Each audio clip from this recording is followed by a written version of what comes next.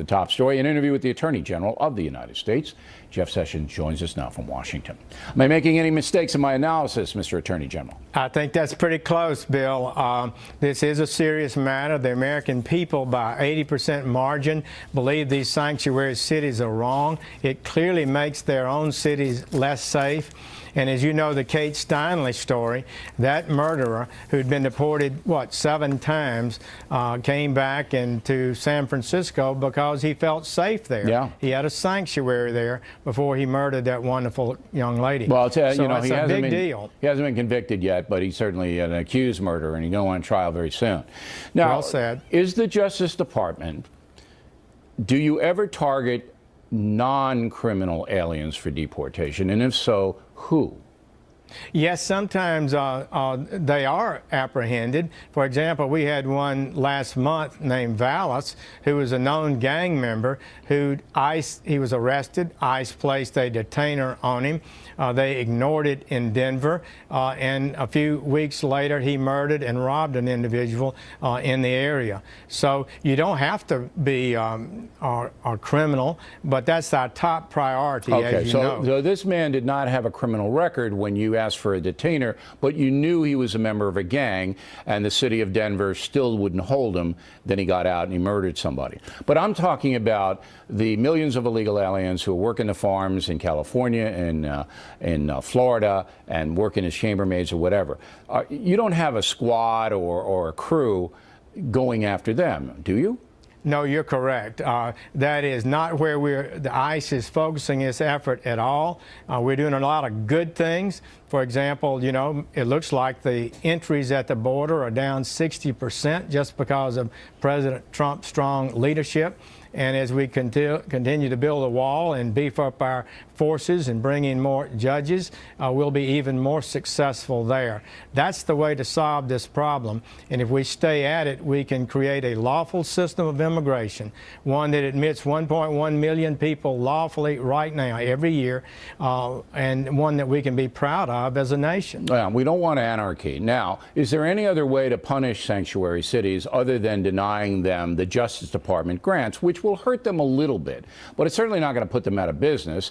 And, you know, you've heard the rhetoric from Rahm Emanuel and de Blasio here in New York and the mayor of San Francisco that they're going to defy you. Is there any other punitive measure the Trump administration is thinking about taking? Well, we don't want to take any measures. We want to see these cities comply. I was pleased that Miami complied. I was pleased to see the president of the Maryland Senate reject a House-passed bill and say Maryland would not be a sanctuary state. He said that unequivocally. He's a Democrat. So I think a lot of these leaders need to hear from their constituents. You're right, it's not going to devastate their budgets.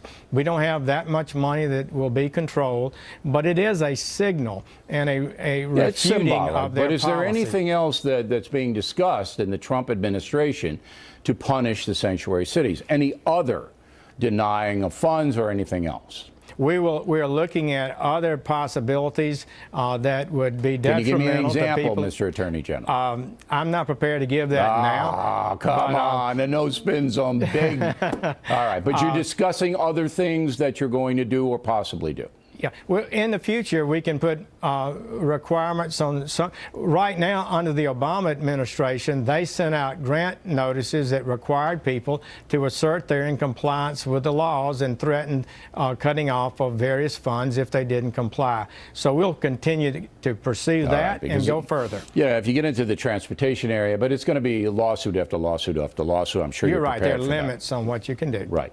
Now, I want to ask you one question about the Russian investigation, which you've recused yourself from. Is there a liaison in the Justice Department that is working with the FBI, actively working with the FBI right now? Yes, we do have persons within the Department of Justice that work with the FBI every day, and they're persons working on all the cases. Okay, so there you have contact, and then you'll of course know what's coming back and forth. On what I'm recused on, I do not keep You're up not with even that going to get investigation. even a whisper in the hallway or anything. You're not going to get anything. No, I do not. Okay. Finally, Loretta Lynch was your peer in the Obama administration's last year. Did you speak with her on the way out? I mean, she did things, a lot differently than you're doing them, that's for sure. Well, we've changed a few policies, no doubt, but she is a very gracious lady. She wrote me the nicest letter when she left, and I called her and we had a nice conversation about it. She'd already left Washington by the time I assumed the office. But she's a special, wonderful lady, and we had a great conversation. Okay, final question for you. The leakers in the various agencies, federal agencies, you guys zeroing in on them? Do you think you're going to have some indictments shortly? I expect we'll get to the bottom of some of this. This is not right. We've never seen this kind of leaking. We've never seen, it's almost as if people think they have a right to violate the law, and this has got to end, and probably it will take some convictions to put an end to it. Do you foresee indictments shortly? Well, I won't predict that. I would just say that I take that very seriously. What's happening now is not correct and must stop. All right, Mr. Attorney General, we really appreciate it. Anytime you want to say something, I hope you'll come to us. Thank you very much.